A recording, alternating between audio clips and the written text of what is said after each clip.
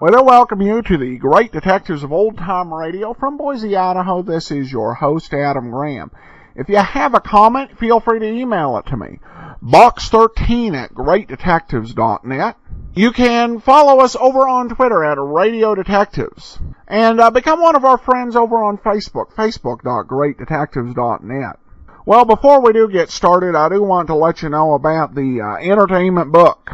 The entertainment book is a great book individualized to your community with great deals on restaurants, dry cleaning, groceries, and many more services that you already use. There are quite a few specials going on. You can go to entertainment.greatdetectives.net, take a look at the book in your area, or go to greatdetectives.net and click on the entertainment's book link. Well, we have yet another Nick Charles, Les Tremayne. Les Tremayne was inducted into the Radio Hall of Fame for his roles, but he was not best known for his role in The Thin Man. He was inducted for a lot of his dramatic work. He took over on the First Nighter program, and he did do a lot of shows such as One Man's Family. In addition to that, he did a couple of talk shows that were pretty well known.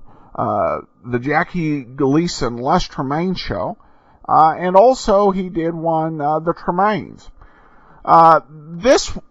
There's a case where there's not, for just the huge body of work that he had in his career, there's not a whole lot in existence. But here he is kind of fortunate that people remembered him without having to hear the work. But this episode of The Thin Man is from 1945. It's the last wartime episode and the last pre-1948 episode of The Thin Man. So let's go ahead and take a listen to The Boogie Woogie Murder.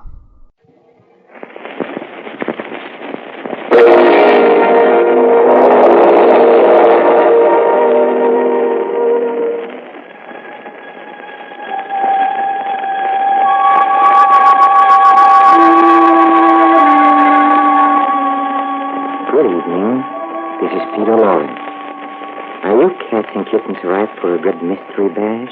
I mean, are you ready for a fine crime kick? A solid hunk of horror with a Dixie beat? Would you like to dig a mellow murder or two, huh? Then, my friends, latch on to the Mystery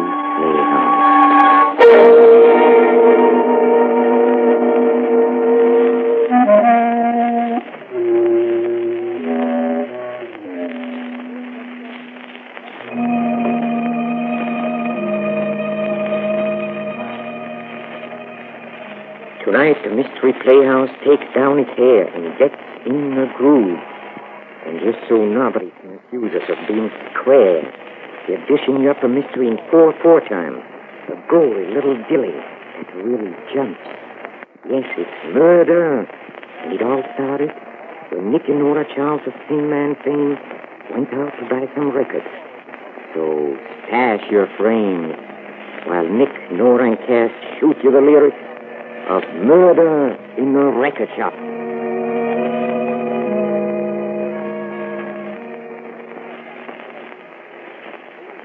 Well, this one's empty, dear. Okay, Nora. Will you open the door, please? Mm-hmm. Oh, dear. There's a young man in there. Are you going to be here long? Huh? Are you going to stay here? He's climbing to the ceiling. Is he? Oh, listen. Gut bucket. Really? Chicago style. Like fix. What's he talking, Nicky? Basic English? Oh, this is going to kill me. But kill me. Oh, well, would you mind dying outside the booth? We'd like to play some records. Listen. Just listen. Oh, are you sure he's all right? He's twitching. Oh, well, I think that's what they call being sent, dear. Are you being sent, young man? Sent? I'm being delivered. Oh, listen to this. It's murder.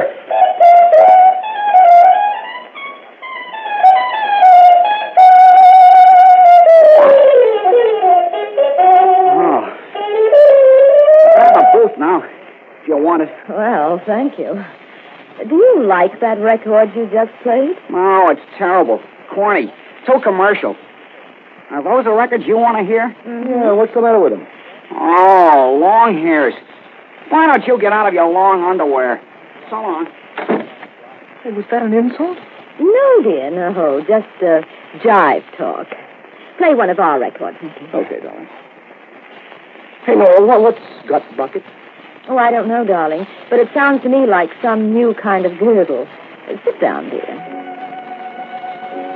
Hey, what kind of stuff is that? Beethoven's Romance, dear. It's about time you developed a taste for good music. What's the matter with my taste? I like to see everything Dinosaur sings. You should learn to appreciate the higher forms, dear. Oh, here you are, Mr. Oh, Mr. Bailey. Nicky, I want you to meet Mr. Benjamin Bailey, the proprietor of the Cadenza Record Shop. Pleased to meet you, Mr. Charles. Oh, you do? Just call me Beethoven Funny like everybody else does. Well, Mr. Charles, shall I start lecturing at him? Oh, please, Benny. Hey, Nora, is this some kind of a plot? Uh-huh. Well, Mr. Charles, now you're just listening to a hunk of music called Romance by Ludwig van Beethoven, which is written in Andante, which means not too fast, but don't fall asleep, you get it? Hey, Benny, where'd you learn about music? Well, in my youth, I was a first piccolo player in the Sing Sing Philharmonic Orchestra. Now you take that album there, Shostakovich's Sixth Symphony. Shostakovich was influenced by Prokofiev, Stravinsky, Rachmaninoff, Rimsky-Korsakov, Glazunov, Mussorgsky, and Tchaikovsky. So what happens? So Shostakovich makes with the notes, and if you spend an ear, it sounds a little like Prokofiev, Stravinsky, Rachmaninoff, Rimsky-Korsakov, and Tchaikovsky. Now, they're not to be confused with Beethoven, Bach, Brahms, Mozart, and Papa Haydn, who are of the German school, as against the Russian school. Two nations which are at war today. Which is something to think about, ain't that, Mr. Charles? Oh, yes. Yes, it certainly bears thinking about. So to get along with my suppression, now Beethoven was carrying the torch for a hot little tomato called Countess Guicciardi. Now hark ye, how the great violinist Buddy Fatkin plays this passage. It's sheer perspiration. Well, what's the matter with Freddie? Did he run out of perspiration? No, the record stopped. Something messed up his phonograph. Oh, won't it go? No, it's dead. Well, help me push it away from the wall, Benny. Well, what killed it, Nicky? Fradkin's playing? No, baby. It was murdered. Oh, phonographs don't get murdered. They die natural death. Well, here's the bullet, Nora. It smashed the motor. Well, now, who'd want to murder a phonograph? Must be some torpedo who hates music. The bullet came through that wall. There's the hole. What's on the other side of this wall, Benny? Another boot like this. There's just a thin partition of expensive soundproof junk between the boots. Someone in that other booth fired that bullet. Come on. I bet it's one of my competitors trying to ruin my business. Well, there's the door to the other booth. Oh! Steady, baby. Oh, look, Nicky, look, that woman. Benny, turn off that record. All right. Is she dead? Uh-huh. 3 bullet wounds in the head. Benny, you better call the police. Yeah, I'll phone right now. Nicky, do you think the killer's still around? No, darling. If he was smart enough to turn on that record to cover the noise of the shot, he's smart enough to make a quick getaway. He must be a very queer killer, dear. He left his lipstick behind. What do you mean? This lipstick I just found. It's called, Passion Smear. Oh, but that probably belongs to the corpse. It's a different shade. You see? They don't match her lips. Yeah. Hey, listen, no, you wait here. Where are you going? I want to speak to headquarters. This looks like a case for Inspector Gallagher. I'll be back in a minute. I wonder if... Oh, I didn't notice that before. This is interesting. Nicky, did you... Oh, who turned off the lights? Oh, let go of me! Let go of me! Help me! Someone is the killer! Nicky! Nicky!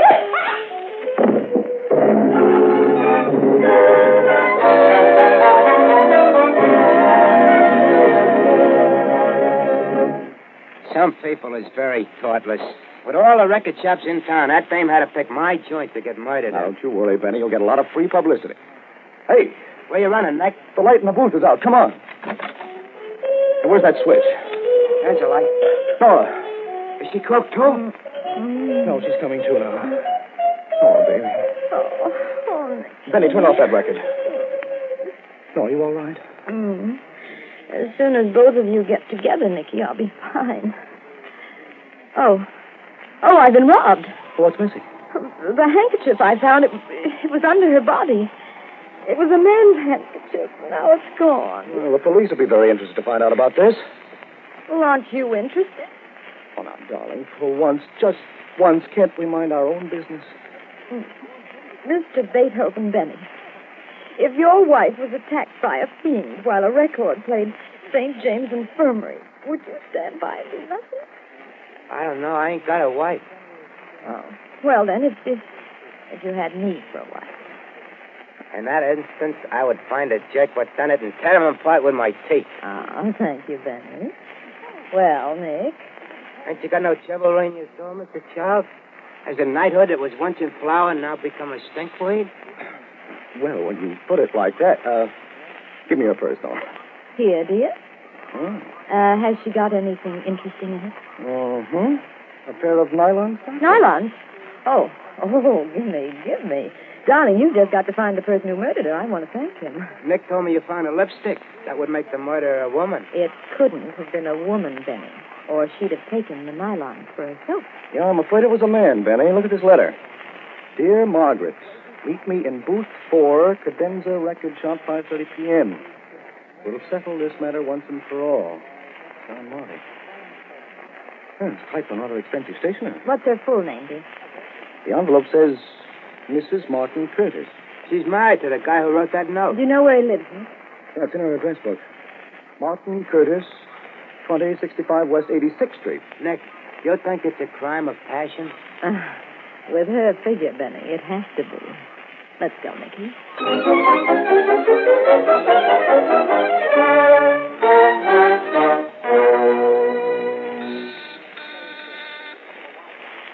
I'm afraid Marty isn't home, darling. Try the door. Mm-hmm. It's open. Come in, darling. Hey, look at the floor. Racing forms and old dress shirts scattered all over. Dear, do you think Martin Curtis is a gambler? Racing forms and dress shirts mean only one thing. He's a musician. Let's see what's in the dresser. More racing forms. What's this, darling? Clarinet reed. And here's something. Discharge papers from Sing Sing prison. Seems Marty did quite a stretch there. Sing Sing? Why, that's Beethoven Benny's alma mater. Yeah. He may be mixed up in this, too. What have you got there? Marty's address book. I'm going to keep it. It may be helpful. Let's have a look in the bedroom. I don't think there's anything in there but more racing forms. Gemma! Well, Please. You also. Now, don't be a stubborn goop or I'll shoot. do as she says, Nicky. Well, all right. Oh, thank you so much. I don't like to kill people. It's so unfriendly. Are you wearing, passion smear lip rouge? Oh, why, yes. Do you like it? It's just my shade, and don't you come any closer. You'd better give me that gun. Don't be ridiculous. Now, you be nice or I'll drill you. I'm afraid you're not the type. I'll take the gun. No. You see? I am the type. Oh, let go of my hands. Let go. Drop that Nicky, gun. don't you dare hurt that poor girl. My hands make him stop. Oh. Okay, I've got the gun now. Didn't any of my bullets hit you? No, I'm afraid your aim isn't very good. Who are you? Tricia Gardner. She's telling the truth, dear. That's the name on a letter in her purse here. Oh, you. Oh, well, I'm Nora Charles, and this is my husband, Nick. Mr. Nora Charles? Oh, I've always admired you so much. Your husband is just as handsome as people say. You're cute too, Nora. Oh, well, thank you. Darling, look at this letter I found in her purse. Oh, what does it say? Unless you come through with $10,000 in cash, you know what will happen to you. This is your last warning. Pat, when'd you get this? Today. That's why I took the gun. Have you got 10 grand? Of course. When Daddy died, he left me millions. Why did you come here? Why'd you? To see Marty. Why? Well, I want to marry him. Well, did you know that he was already married? Marty married? He never told me. Did you know that his wife was murdered in the cadenza music shop today? No. Mm-hmm. Well, that makes everything simpler. He won't have to divorce his wife then. Pat, where'd you get this gun? Oliver gave it to me as a birthday present. Who's Oliver?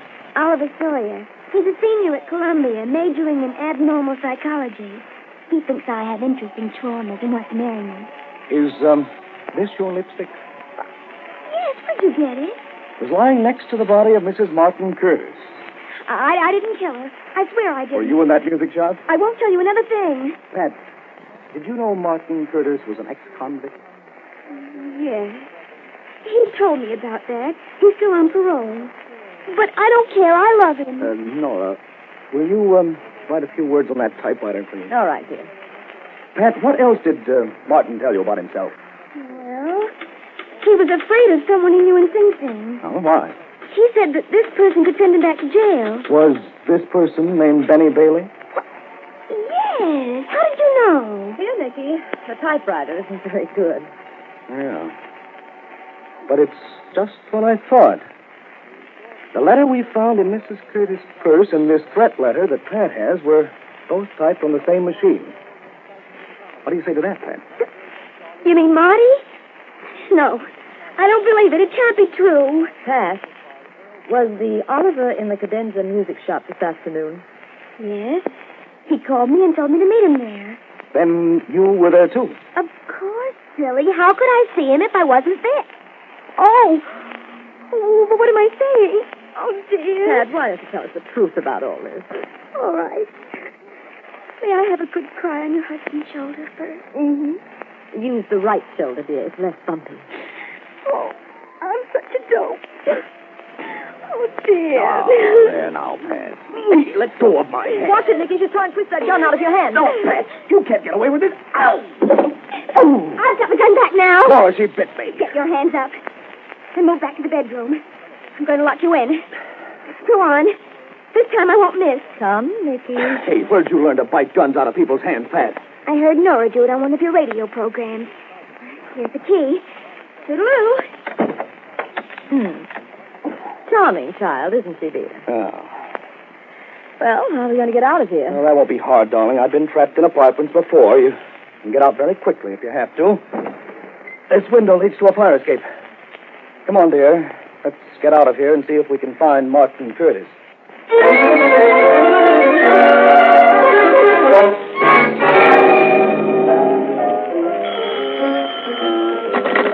Hello? Hello. Is this Ivory Ike, the hot pianist? It is indeed. This is Nick Charles.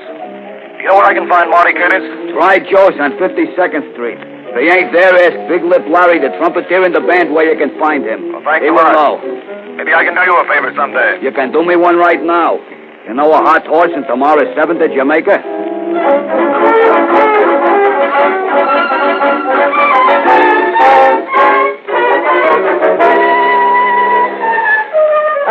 Excuse me.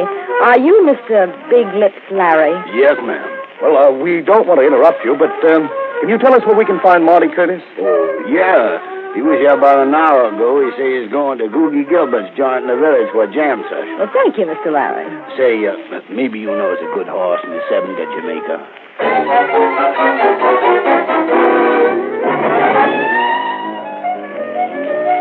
Well, darling, this is Boogie's. Yeah. Hey, wait a minute, baby. Look who's there. Oh, the jitterbug who was in our booth in the music shop. And I want to talk to him. Come over to his table. Uh-huh. Hello there. Oh, the long underwear kid. You are, Oliver Sawyer, a friend of Patricia Gardner and student of abnormal psychology at Columbia, right? How do you know? Never mind, Oliver. What are you doing here? Research. I'm writing a paper on the influence of jazz on post-adolescent youth. You're a schizophrenic, aren't you? I wouldn't be surprised. What's your name? Well, I'm Nora Charles, and this is my husband, Nick. Hello. You're a manic depressive. Am I? That's very unusual in a beautiful woman. Uh-huh, thank you. Can I study you sometime? Not just now, Oliver. You see, my husband's a detective. Oh, are you Nick Charles, the famous criminologist? Uh-huh. Tell me, Nick, what's the psychological type of a hatchet murderer? Do you find that they are frustrated butchers or surgeons? Well, suppose I ask you a few questions first, Oliver. Do you know Martin Curtis? Sure. That's him playing electrostick. Is he a friend of yours? Yes, and a very interesting type. He leans toward dementia precox. Oh. You want to meet him? Why, yes. I'll send him over. Nicky, do you think he may be mixed up in this? I don't know, darling. Well, I think it's Marty Curtis. It's obvious. He had a chance to marry a rich little cat, and his wife wouldn't let him go. Be quiet, he's coming over. Oh. I'm Marty Curtis. You want to talk to me? Yes. Oliver told me you was Nick Charles, the dick. What's up? Did you see your wife in the Cadenza record shop today? What about my wife? She's been murdered, and... Okay, don't move. I got you covered. What do you... Oh, a gun. You or your guy tries to stop me, you'll get plugged. Well, did you murder her? You ain't gonna get anything on me. Just sit where you are. Goodbye. Nicky, he's going toward that back room. Don't get up, darling. He means business. He'll shoot to kill. What do we do, Nicky? He went into that back room. Shall we go after him? Nicky, that was a shot. Open that door. Come on. All right. Oh, Nicky, look. He's dead, baby. Bullet in his brain. There's a gun in his hand. He's the killer, Nick. He knew the game was up, and he committed suicide. No, there's a payphone on the wall there. Phone Gallagher at police headquarters and hurry. All right, then. Look, where are you going? I'll be back in a minute. There's someone I want to see. Oh. Oh, dear. Hello? Oh, Inspector Gallagher, please. Mm-hmm. Hey, hello, Inspector. Well, this is Nora Charles. Mm-hmm. We've just found Martin Curtis. Mm-hmm. Suicide. Nicky? Oh, well, just a minute. Here he is. He just came back. He wants to talk to you, dear. Oh? Hello, Gallagher. So what bullets? Yeah, I see. No, Inspector, I'm afraid Nora made a little mistake. Curtis didn't commit suicide. He was murdered. Take this down, Gallagher. It's the name and description of the killer.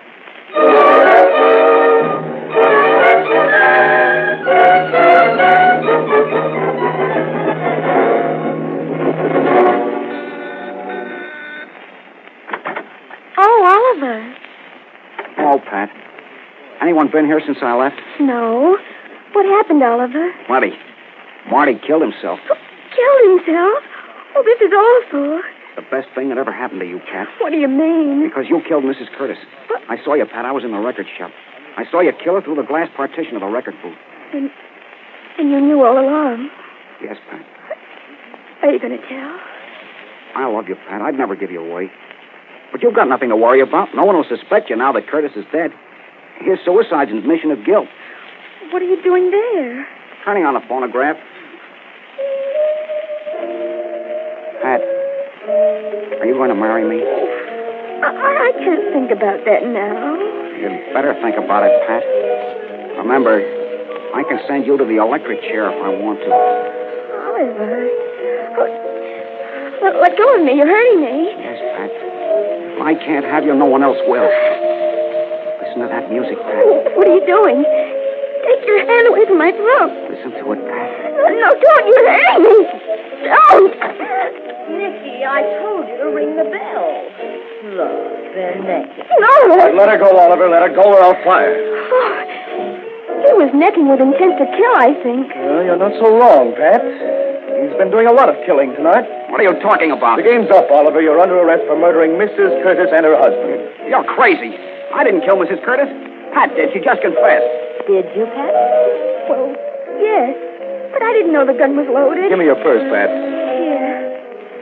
Oh. The gun's inside it, all right. That's the gun that killed Mrs. Curtis. Yes, Oliver. Maybe I made a mistake. Come here. What do you want? Just this gun you had in your pocket. Aye. You see, Pat? It's exactly like the one you had. Except that it's filled with blanks. Pat, just what happened when you killed Mrs. Curtis? Well, I was waiting in the record booth for Oliver. She came in, turned up the record, and started a quarrel. She threatened me with a knife. I got frightened, pulled out the gun, and it went off before I knew what happened. Then I ran out. I didn't mean to kill her. You didn't kill her, Pat. Oliver here killed her. The gun you fired was filled with blanks. You don't know what you're talking about. There's no use pretending, Oliver. You switched guns with Pat, then you went to Woogie Gilbert's.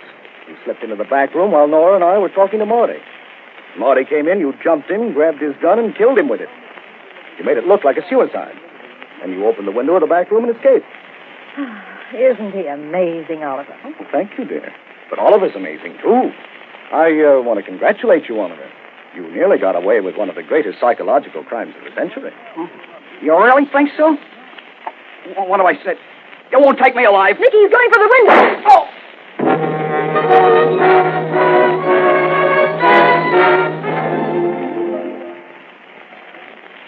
Is Nick coming here today, Nora? Mm-hmm. On his way back from police headquarters. Hello, darling. Hello, dear. Oh, Benny, how are you? Fine. I'm ready to give out with my lecture where I left off. Oh, not yet, Benny. I'm going to turn that record off.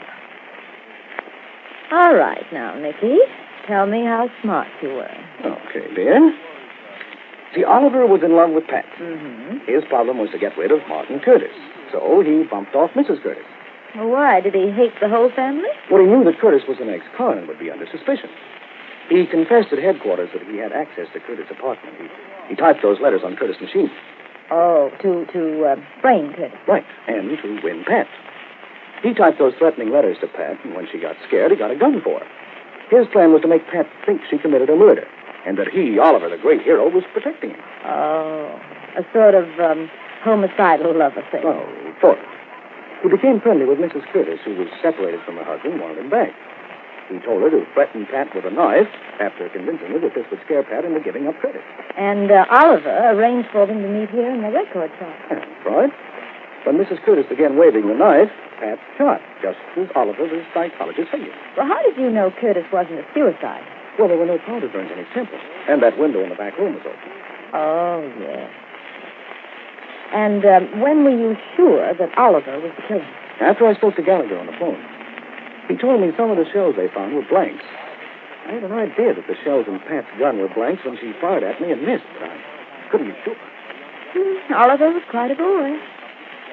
All right, Benny, that clears up everything. You can start lecturing Nicky again. Ludwig van Beethoven's romance is a hunk of music that speaks of love. A thing which happens to all of us, even the lowly earthworm. The people have been known to commit murder for love, not earthworms, which proves that civilization ain't civil. And earthworms are smarter than people. Only they don't have as much fun.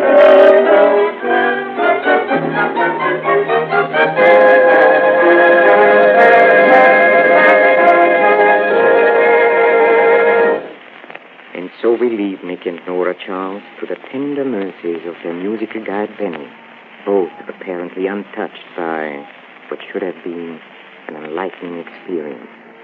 Nora and Nick, I hate to say this, but I'm afraid you're hopelessly square.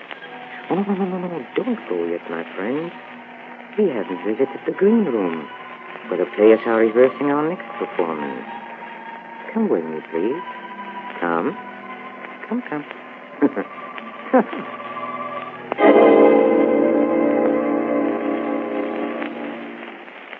Boss, I've been reading a book. Ah!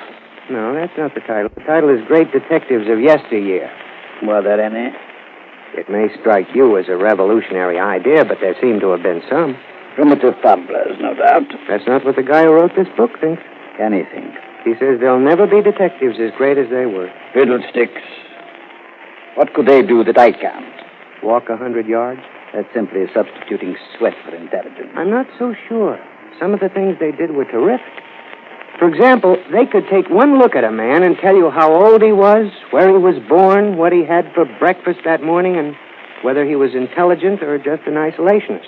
Child's play, Archie. You could do it? Naturally. I don't believe it. What would you like me to do? Give you a demonstration? Sure. Ah. Bar is no contribution to conversation. Me, I think you're hedging. I'm doing nothing of the sort. It's simply that. Let's forget the whole thing. After all, you're not perfect. You have your failings. You're entitled to a few. Warm for July, isn't it? Archie. Although there have been warmer Julys, on the other hand, there have been colder ones. Taking them all... Archie. Get up. I'm up. Splendid. You know where the door is. Of course, you're not banishing me from hearth and home. Go through it. Stop the first man that passes this house. Bring him to me. You understand? A glimmer begins to light up my mental darkness. I look at him and tell you his profession, his matrimonial status, his habits, and many other little things about him you might like to know. You will? I said so, haven't I? I know, but, boss, should a man of your weight get so far out on a limb? Okay. I'm going, and I'll be back with a $64 slip. Hey, did you recognize those two people? Huh? Well, the obese-sounding gentleman is none other than a great detective, and he'd be the last to deny this, Nero Wolfe. Also present was Archie, Mr. Wolfe's confidential secretary and trusted assistant. And since it takes nothing short of an act of God to get Nero farther away from his easy chair than a dinner table or back, I guess you'd call Archie his legs, too. Well, with Archie doing the footwork, Nero Wolfe solves a rather unique mystery in our next play. The case of the last laugh murder. This is Peter Lorre, closing the doors of the Mystery Playhouse. Good night. Sleep tight.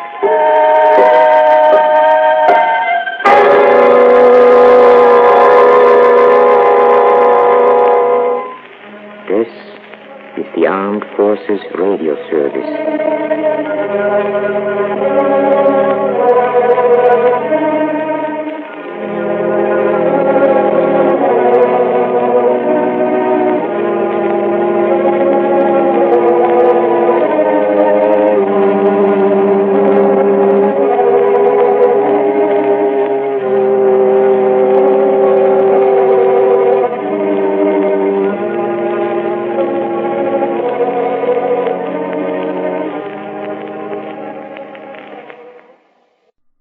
Welcome back. Well, that preview was kind of interesting, except we'd already seen the episode, but that's how they pitched it on Mystery Playhouse.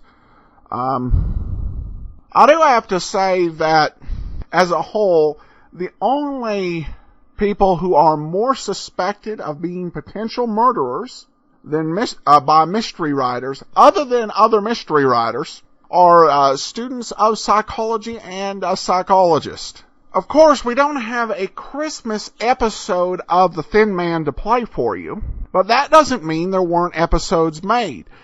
Generally, they centered around Santa Claus. The Digital Deli has a log, and here's some of the Christmas episode. 1941, Santa comes across. 1943, Santa leaves a clue. 1944, the case of the misplaced Santa Claus. 1945, the case of the slippery Santa Claus. 1947, the case of the sinister Santa. Let's see. And no other Christmas episodes listed that we can delineate as Christmas. It's just kind of funny that they have so many Santa episodes. The writers may have gotten into perhaps a little bit of a rut. All right, well, we have a comment from a listener, Tim. Tim writes in, Adam, to start with, I really enjoy your show. My daughter, age 21, discovered you on iTunes and excitedly told me about your Great Detectives show. I listened to an episode or two and decided to start from the beginning. I'm not an iTunes kind of person. I dislike nearly all Apple products, so I subscribed to your RSS and began downloading episodes, starting with episode 0 and burning them to CD. Fortunately, my car CD player handles MP3 files, so I'm able to put about 50 episodes on each CD. I listen to Great Detectives on my way to and from work and other longest drives. I'm able to listen to 8 to 12 episodes a week that way, although your commentary delivery style was a bit off-putting at first. Did someone comment idiosyncratic? I soon got used to it and now look forward to your commentary almost as much as the radio plays themselves. Thank you so much for your kind comments, Tim, and glad we're keeping you company on your commute.